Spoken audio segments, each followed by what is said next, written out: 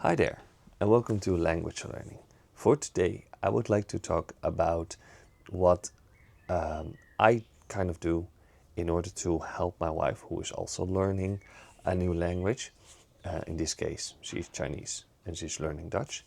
And I would like to highlight how much effort there goes into.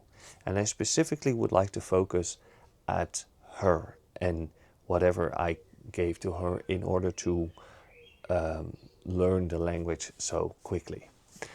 So imagine that this is my wife, Angel. Okay?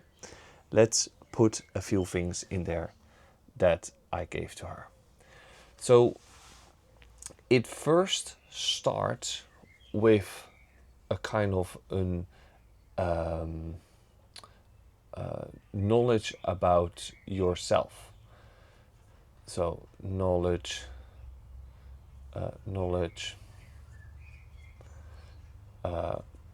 yourself. So what do I mean by that? Well, it means that are you good at learning languages or are you not really good at learning languages? And there is usually only one of the two. So you kind of have to make a decision like, would I be good at it or would I less be good at it?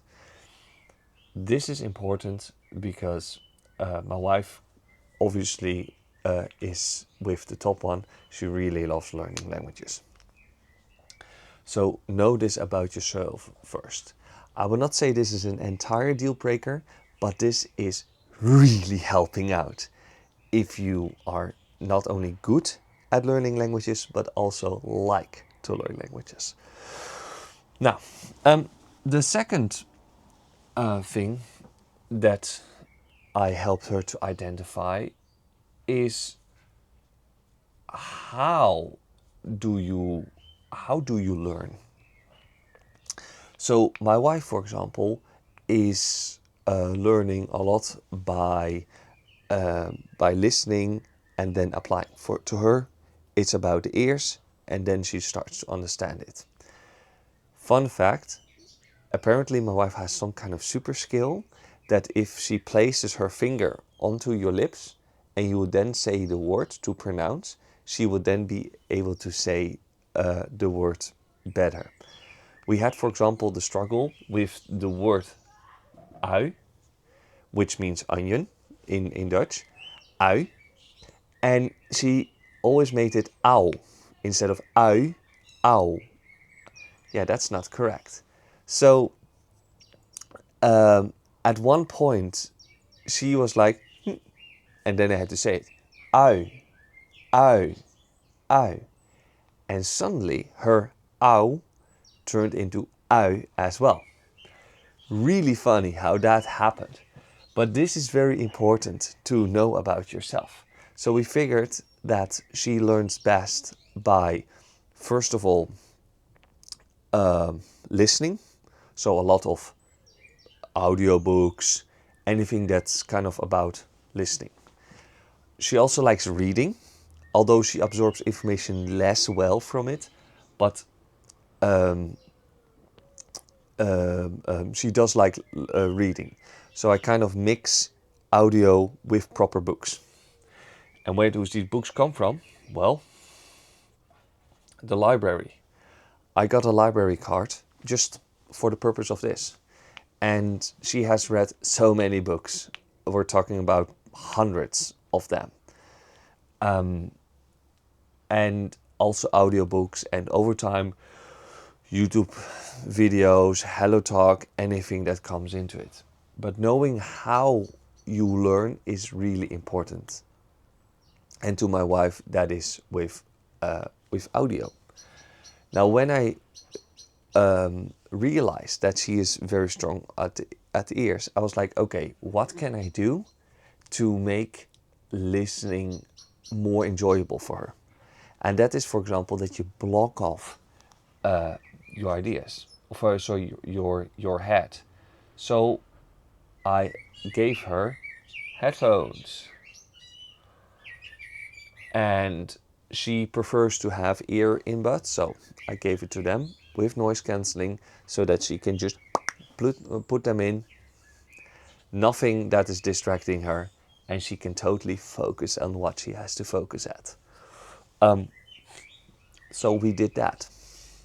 Now, with this comes another thing. That is that I can't do it alone, and she neither. So even though, let's say, I'm here, and of course I try to interact with her in the language she practices as much as possible, it's just me. So what I very rapidly did was putting out some calls and requests on various platforms and speak to my network, etc. Trying from all the people that were, well, in my network, who would be willing to be a language buddy. And in total, we eventually end up with about 6 to 7 language buddies. Really cool. Of those 6 and 7, I think it was slightly more, by the way. Currently, only 3 are left. And this is something that I would like to talk about in a different video, to identify what a good language buddy actually is and what to look for. But in the end, with these 3, we are super happy, and they are consistent and they are in there. So now you can already see how much effort we already started to put into all these things. And we're not there yet. There's more. So a person who studies can't work. Yes, I know there are some people that fight me on this, like, no, you really can. But the thing is that when you're working, usually work requires speed. And therefore, you should already be able to connect the dots somehow, so that it allows for practice. When you're beginning to learn a language, work is not the right place to learn, because you're unable to connect the dots, because things go too fast. And because they are consistently keep on going too fast, you consistently keep on failing and missing the ability to connect the dots. And it becomes a vicious, endless cycle. So what I did was say, okay, hey sweetheart, let's do this. I am responsible for the income, I pay the bills, etc. And what you are going to do is just focus at your studies, and just pass for the citizenship test. So by making a clear separation, also she, by the way, does the majority of the chores in the household. That's not necessarily perhaps something I would recommend, but it just grew on it like that. But by taking off for her the load to pay for the bills, etc., she got the time and the peace of mind to study. And it was okay that she had sometimes a few bad days, because let's say the ui situation, that took us 2 weeks to nail that down. 2 weeks. And practicing 2 weeks on one word, of course not constantly, but quite significantly, seems like just one word for two weeks, not the best progress. But it's about this vowel, the ability to say it, ui, because we have a lot of Dutch words that can say this.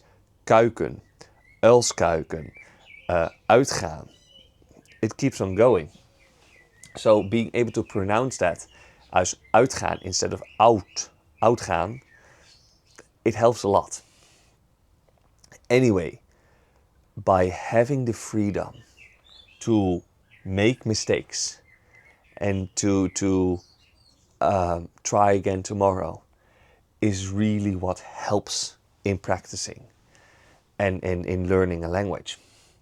And that all of this brings me to the final part.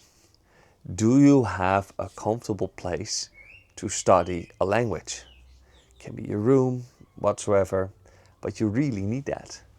And what I did eventually also, as we are building all kinds of other stuff here and, well, things come around, I built her own desk. So her desk is over here.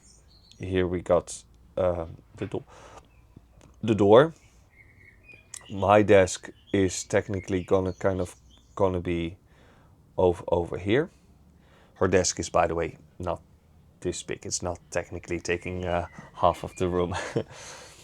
But she is sitting over here, looking to the screens over there, and she has all kinds of storage around her. I built her a bunch of shelves. I built her everything. Also, everything is nice and level, so she can sit up straight and looking at it, so she can work or study comfortably hours upon hours without any kind of distraction. And with this, I noticed that as she was able to focus, things got better, and she is developing the language practice so much more. Now, although this is of course the big part, and well, as I'm handy, I can build this kind of stuff, but there's also smaller things you could do. For example, that I gave her what is called a read ruler. And a read ruler is, as it says, that if you have a bunch of text, you're only able to read out one line, and then the next one, and then the next one. So all the information that you normally have, like a big fat long list, and you're like, whoa, too many words, it breaks it down so that your eyes only focus at what matters, and anything around it just gone. And in addition, I like to be, well, as efficient as possible. And the read ruler in this case is also a magnifier. So normally when you have a book, you're kind of like almost in the book to really like, what is there? I can't see it. And this, reading like this, is not really a comfortable position, let's be honest. So by doing this and still being able to read what's on there, you need a solution, especially when you have the read ruler and you only have to focus at one line. That's where the magnifying part comes in. It's really cool how that works. But, sorry about that. Smart tools to help you make learning a language comfortable, I can highly recommend. If you have the ability, go look online first to see what is available for making learning from books and etc. more comfortable. Because this really helps also in the long term. Now, one last thing that I would like to include on the list that I did not do yet because I did not have it, but I really like the idea, and that's also from the tools, is what I call posters. So sometimes you have to connect the dots, right? And connecting the dots is not easy. It usually takes somebody else that does understand how things work to be able to help you out. And even if you get a lot of information and etc., like a lot of little pieces, it's like how I can see they are connected to each other, but how are they connected to each other? Do they come from above to the bottom, from left to right, or how does it work? And posters, especially these learning posters, school posters, usually as they call, they have done the work for you. They just very simply say like, hey, you start here. The first question you have to ask is this. Is it yes or no? If yes, go here. If no, go there. And it keeps on going, keeps on going, keeps on going like that. So it makes it very clear how to think, how in your brain the steps need to go. And that way you know how to connect the dots, which would make a lot more sense and helps you to get going. Although I did not give my wife the posters, I did give her the effect of the posters. And I must say that then suddenly she was like, oh, is that how it works? Oh, yeah, now I get it. Increasing the speed at which she is able to learn, because a lot of things now suddenly click. And as with current technologies, which I find really cool, of course, the big one in there, ChatGPT. Without a doubt, you have now by now heard about it. And I heavily recommend my wife do it, to make use of it, because it just solves so many things. You don't know a certain word or what context, bam, it's there. You don't know how certain parts are connected with each other, bam, it's there. You don't know perhaps how to apply it correctly in what kind of sentence, or maybe there are multiple words that you think can be used, but which one is the right one in the right situation? ChatGPT would work. Any other solution, essentially, that is good on its own, but then if you're still stuck, ChatGPT fixes up that gap. It is that missing little piece of the puzzle to do that. And with it as well, I became, still a teacher, but much more a conversational partner.